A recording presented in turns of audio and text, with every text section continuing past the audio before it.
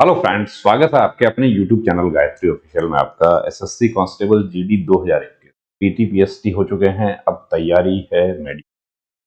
तो मेडिकल का सबसे पहले तो आपको बता दूं कि मेडिकल का लिस्ट आएगा, यानी कि सभी कैंडिडेट्स जो पीटी पीएसटी क्वालिफाई हो गए हैं उनके सबके मेडिकल नहीं होंगे। 1:3 रेशियो है। एक वैकेंसी के लिए 3 कैंडिडेट्स का मेडिकल होगा, लेकिन कुछ स्टेट यूटी ऐसा भी है जहां पर 3 कैंडिडेट पूरा नहीं होता है या सिर्फ 3 ही होता है पूरा, या मिनिमम कट ऑफ जो है क्वालिफाइंग कट ऑफ वो लेने वाले कैंडिडेट कम हैं, तो वहां पर हो सकता है कि वैकेंसी भी खाली रह जाए। कोई बड़ा इशू नहीं। अब बहुत सारे डाउट्स हैं हमारे दोस्तों के। अब मेडिकल जब आएगा तो मेडिकल में क्या होगा, कैसे होगा। एक तो बहुत ही कॉमन प्रश्न है कि मेडिकल में क्या चेक होता है। तो मेडिकल में क्या चेक होता है, उसके लिए एक मेडिकल गाइडलाइन होम मिनिस्ट्री के द्वारा जारी की गई है 100 पेज की। उसमें 2 पेज और जोड़ दिए गए। 30 मई 2021 को जो संशोधन हुआ, तो 102 पेज का पूरा कंप्लीट मेडिकल गाइडलाइन है। उसके कुछ पेजेस हम यहाँ डिस्कस करेंगे, जिससे कि जो आपके कॉमन डाउट्स हैं उनको कुछ कोशिश किया है हमने। देखिए, हाइड्रोसिल की सर्जरी कितना पुराना होना चाहिए, हाइड्रोसिल का सर्जरी कितना पुराना होना चाहिए उसको हम डिस्कस करेंगे। या दूसरे सर्जरी जो है वो भी कितने पुराने होने चाहिए। सबसे पहले तो देखिए, हाइड्रोसिल, वेरिकोसिल, फिमोसिस, ये जो पॉइंट्स हैं वो मेल जेनिटेलिया, तो जो एक पुरुष जननांगों से संबंधित जो प्रॉब्लम्स हैं उनमें जनरली क्या होता है कि एक कैंडिडेट जो है वो संकोच करता है। यदि प्रॉब्लम है तो अपने घर पे नहीं बताता। तो पहली बात तो मैं आपको ये बता दूं कि यदि आप थोड़ा बहुत भी उसमें प्रॉब्लम महसूस करते हैं, घर पे जरूर बताएं, किसी जिम्मेदार आदमी को जरूर बताएं घर में, ताकि उसका ट्रीटमेंट हो सके। तो छुपाने से उसको आपकी प्रॉब्लम बढ़ेगी।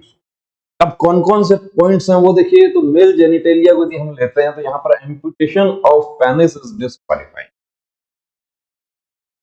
लिंग यदि कटा हुआ है किसी भी तरीके से तो वो डिस्क्वालीफाइड है। Operated cases of hydrocele is disqualifying. Hydrocele का ऑपरेटेड केस डिस्क्वालीफाइंग है if more than 90 days may be accepted.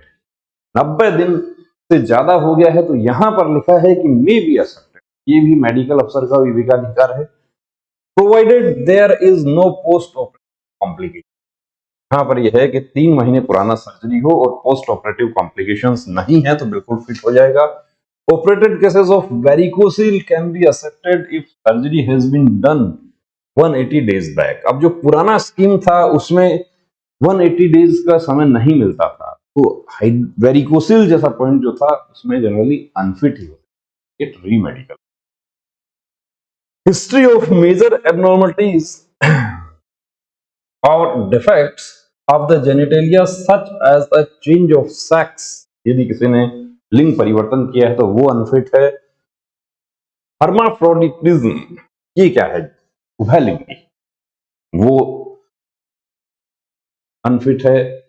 Pseudo हर्माफ्रोडाइटिज्म, वो भी छद्म रूप से यदि लिंग परिवर्तन किया गया है तो वो भी अनफिटनेस है। और प्योर गोनाडल डायस्जेनेसिस और dysfunctional residuals from surgical correction of these conditions is disqualified. तो ये सब मेल जेनिटेलिया से रिलेटेड पॉइंट। चलिए आगे हम डिस्कस करते हैं। Post operative cases, duration of fitness. अब पोस्ट ऑपरेटिव केसेस, उसके बारे में मेडिकल गाइडलाइन का पेज नंबर 40 है, उस पर बताया गया है। बॉडी सरफेस स्वेलिंग, कुछ हमारे साथी जो है उनको कुछ लम्प्स वगैरह होते हैं बॉडी पे, कुछ सिस्ट वगैरह होते हैं, उसका यदि सर्जरी करवाया है, या डीएनएस टॉन्सिल, टॉन्सिल का यदि सर्जरी करवाया है वो, और नेजल पॉलिक्टोमी, ये 1 मंथ 30 डेज का सर्जरी फिट है। हाइड्रोसिल हम पीछे डिस्कस कर लिए 90 डेज। टेम्पनोप्लास्टी, कान का सर्जरी जो है वो 4 मंथ्स का। और abdominal pelvic surgeries involving opening of peritoneum, repairs of hernia, varicocele surgeries, और surgery for fistula in ano etcetera, जो हेमोरॉइड्स, पाइल्स वगैरह का जो सर्जरी होता है वो 6 मंथ्स पुराना जो है वो फिट। अब यहां पर कुछ हमारे साथी जो है वो ये प्रश्न पूछते हैं कि क्या हाथ पैरों में ज्यादा पसीना आता है उसका भी पॉइंट यहां बनता है। तो पॉइंट तो देखिए मेडिकल गाइडलाइन वही है जो आर्मी का मेडिकल गाइडलाइन है, उसी को फॉलो किया है होम मिनिस्ट्री ने भी। तो यहाँ पर पेज नंबर 40 पर ही लिखा हुआ है हाइपर हाइड्रोसिस के बारे में पूरा दिया हुआ है। हाँ, hyperhidrosis, thyroid, tremors, tachycardia, restlessness, यानी एविडेंस ऑफ नर्वस इंस्टेबिलिटी। अब यहाँ पर साथ में ये भी कहा गया है कि in case the nervous instability seems to be due to anxiety आपको हो जाता है, वहां फिक्र हो गया, टेंशन हो गया, उसकी वजह से धड़कन ऊपर नीचे हो सकता है। So the candidate is to kept under observation for some time and then re-examined. If the signs persist in the candidate is to be rejected. तो हाइपरहाइड्रोसिस जो लोग ये पूछते हैं कि हाथ का पसीना, पैरों का पसीना, ज्यादा पसीना आना, वो क्या अनफिटनेस का कारण बनता है, वो ये कहते हैं कि ये तो आर्मी का पॉइंट है। ऐसा नहीं है, जो आर्मी के जो पॉइंट हैं वो सभी पॉइंट्स यहाँ पर, ठीक है, चेक होता है, बिल्कुल चेक होता है। जब गाइडलाइन में लिखा है तो चेक क्यों नहीं हो। सिस्ट के बारे में बहुत सारे कैंडिडेट्स ने पूछा, तो cyst other than pilonidal cyst of such a size or location as to interfere with the proper wearing of combatized equipment is disqualified. इसी वजह से क्या होता है कि कंधे पर कुछ हमारे साथी सिर्फ केलोइड की वजह से अनफिट हो जाते हैं। केलोइड बना हुआ है तो वो क्या कॉम्बेटाइज्ड यूनिफॉर्म, अब सिस्ट है, लंप है, वो कहां पर है बॉडी में, और वो यदि आपको कॉम्बेटाइज्ड यूनिफॉर्म, कॉम्बेटाइज्ड इक्विपमेंट्स पहनने में प्रॉब्लम करती है तो वो डिस्क्वालीफाई है। पाइलोनाइडल सिस्ट के लिए कहा गया है कि if evidenced by the presence of a tumor mass or a discharging sinus is disqualified.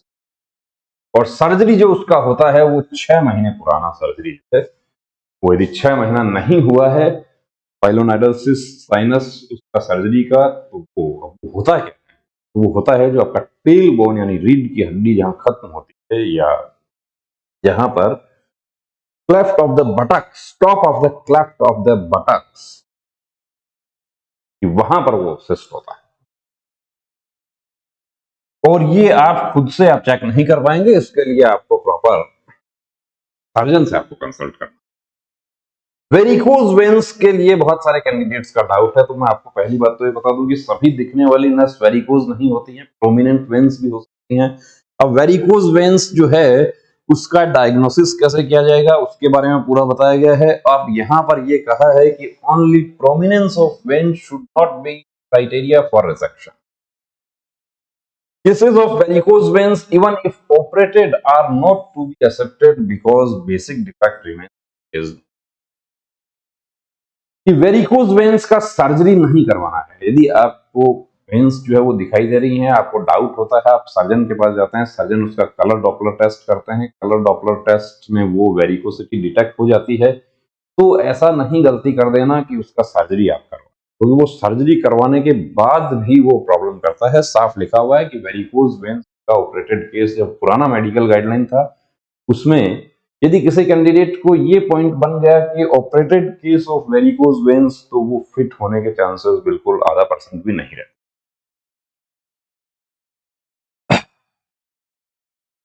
तो वेरिकोज वेन्स का जो है वो ट्रीटमेंट क्या होगा। अब वेरिकोज वेन्स का ट्रीटमेंट देखिए, उसको कुछ हद तक दबाया जा सकता है, उसको उसके लिए किसी फिजियोथेरेपिस्ट डॉक्टर से कंसल्ट किया जाए, वो उसके जो स्टॉकिंग्स वगैरह होते हैं उनको पहनकर उसको काफी हद तक उसको हाइड किया जा सकता है। अब एक हमारे दोस्तों का पॉइंट है कि आई लेजर सर्जरी कितने पुराना मान्य है।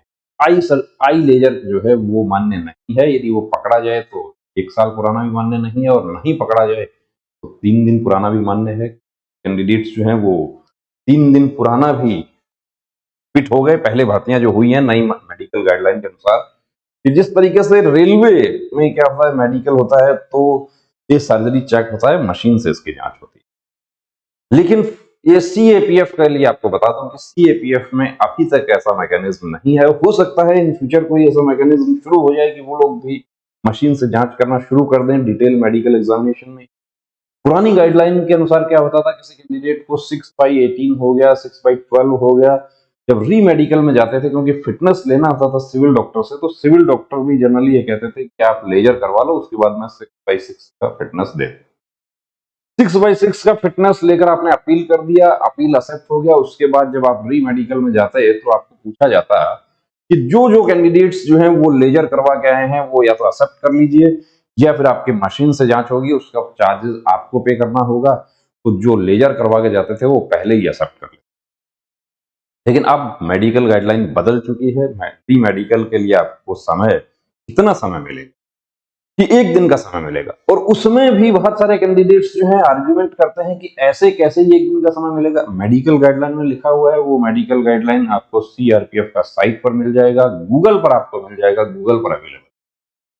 तो जो गूगल पर अवेलेबल है वो सीक्रेट डॉक्यूमेंट नहीं है, उसको आपको पढ़ना चाहिए, उसको पढ़ के देखना चाहिए।